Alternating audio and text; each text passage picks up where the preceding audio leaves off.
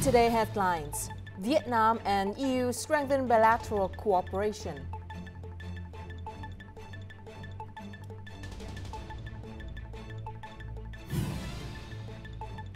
And later on, Tanguin project to eliminate temporary houses succeeds.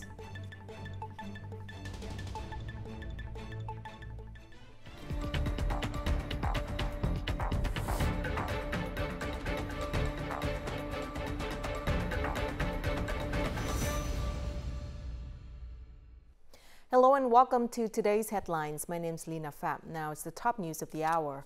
On Wednesday night, European Council President Antonio Costa held a phone call with Party General Secretary Tô Lâm to congratulate Vietnam on its 50th anniversary of the liberation of the South and national reunification. The two leaders discussed past achievements between both sides and explored future areas of cooperation. The Vietnamese party chief expressed gratitude to both the European Union and President Costa for their warm wishes on this momentous occasion. The EU Council President praised Vietnam's remarkable achievements during the past 5 decades and acknowledged its growing regional and global influence. Both leaders emphasized the importance of strengthening Vietnam-EU relations, with President Costa highlighting his desire to enhance cooperation in key sectors including infrastructure, transportation, renewable energy, aerospace, telecommunications, and green transition. They also discussed regional and international developments, with both leaders emphasizing the need to enhance coordination in multilateral forums, particularly within the ASEAN-EU Strategic Partnership Framework, to uphold peace, stability, maritime and aviation security, and freedom in accordance with international law and the 1982 United Nations Convention on the Law of the Sea. Party General Secretary Tô Lâm reaffirmed Vietnam's commitment to peace, stressing the country's readiness to act as a bridge in conflict resolution and peace negotiations and underscoring its role as a responsible and proactive member of the international community in addressing both regional and global challenges. On Wednesday afternoon, while receiving international friends who supported and made contributions to Vietnam during the country's struggle for national independence and unification, Đỗ Văn Chiến, Politburo member, Secretary of the Central Party Committee, and Chair of the Vietnam Fatherland Front Central Committee, expressed a deep gratitude for the warm support and the noble international solidarity that friends worldwide have extended to Vietnam, emphasizing that the invaluable support and assistance from international friends have become an important part of Vietnam's history. He affirmed that Vietnam hopes that friends across the globe will continue to support and assist Vietnam in its efforts to protect, build, and develop the country.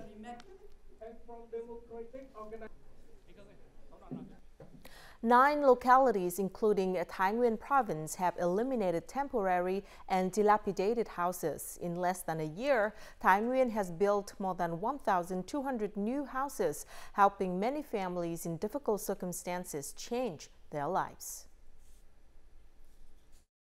When it rained heavily, my house leaked. I was very scared. I dare not sleep in the house. I have to sleep at the relative house. 66 years old and 25 years living alone in a dilapidated house, no children, no relatives, Tu, one of the poorest households in the Phu Luong district, now has a cozy house. I live alone. I never thought I would have a solid house. Now my dream has come true.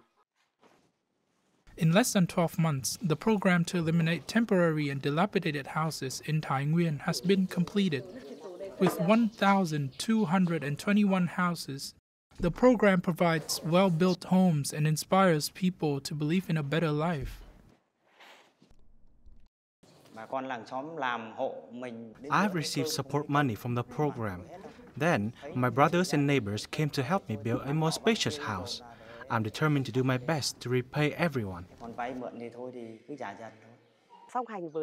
In addition to eliminating temporary houses, the local government has a program to support low-income family livelihood. They will have a pathway to build a more stable and secure life. New roofs have been built, smiles have appeared, replacing the days of anxiety and makeshift living. I would like to thank everyone. Without everyone's help, I wouldn't be where I am today. A ceremony was held Thursday morning at A2 prison under the Ministry of Public Security in Dien Khánh District, Tanguin Province, to announce the 2025 State President's amnesty. Permanent Deputy Prime Minister Nguyễn Hòa Bình, who chairs the Central Advisory Council on Amnesty, attended the event and congratulated inmates at A2 prison and nationwide who received a clemency. He expressed confidence that the released individuals would overcome future challenges and successfully reintegrate into society with renewed confidence and determination. The Deputy Prime Minister called on government bodies, businesses and communities to support these individuals, reject discrimination and create favorable conditions for their reintegration. The state president's decision has granted amnesty to over 8,050 people across the country.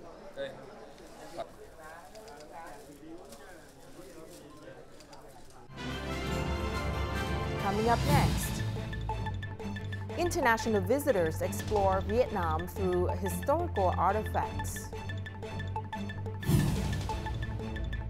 And efforts made to rescue a rare bird in Ho Chi Minh City.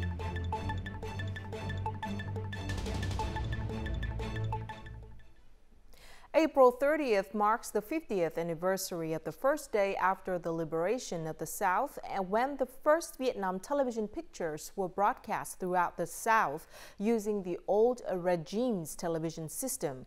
People from the North and South watched Victory News and special programs in the early days of reunification. That historic broadcast resulted from the efforts of Vietnam television's excellent reporters, camera operators, and technicians. There were also soldiers on the information frontline contributing to the day of total victory. The national reunification was also the unification of the two television stations broadcasting in the North and South, carrying with them the aspiration for harmony, confidence, and strength of national unity.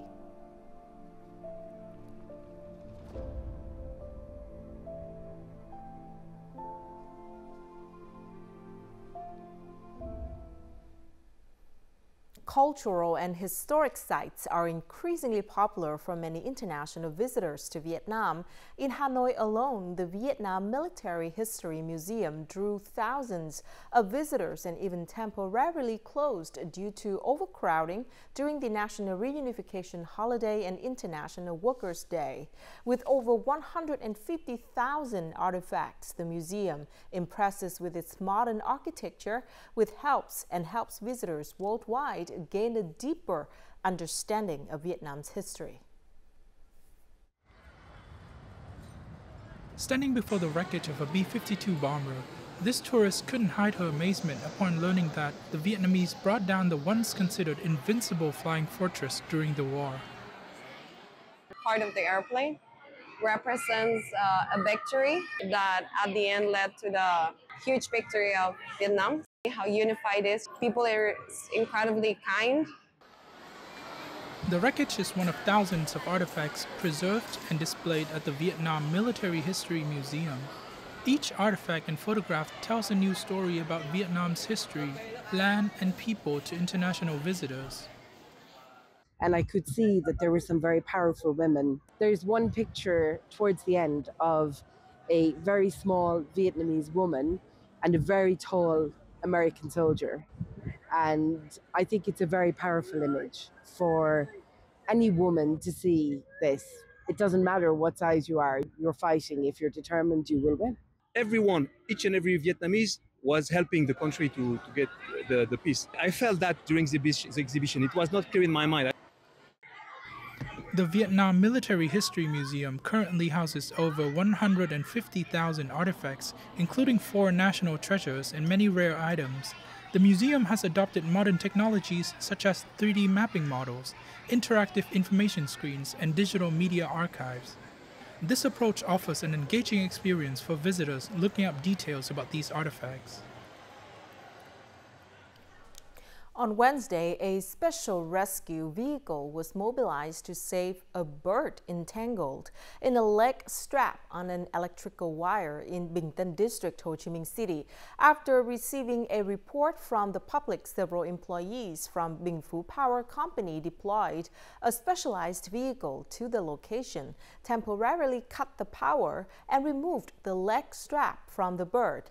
It is an individual of a rare species, which is listed as an endangered and rare wildlife species.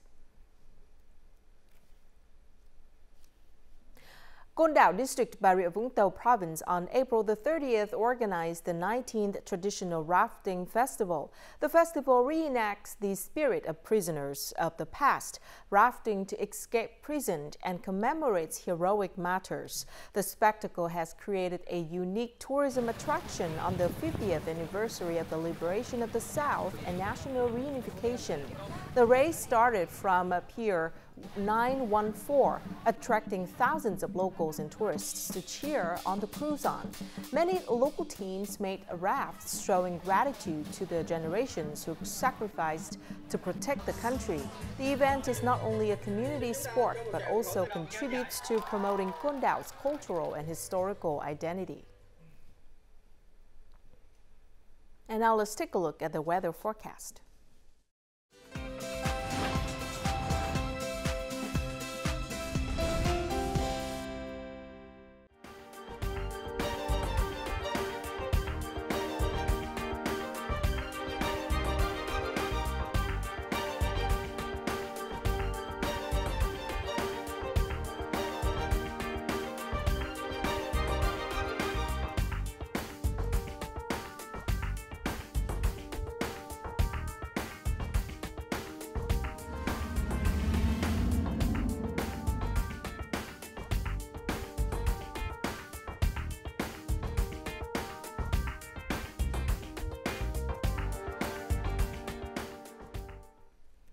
And that's it for today's headlines. Thank you very much for watching. To rewatch our program, you can download VTVgo from App Store or Google Play, or tune in our YouTube channel at youtube.com/VTV4go. Goodbye for now.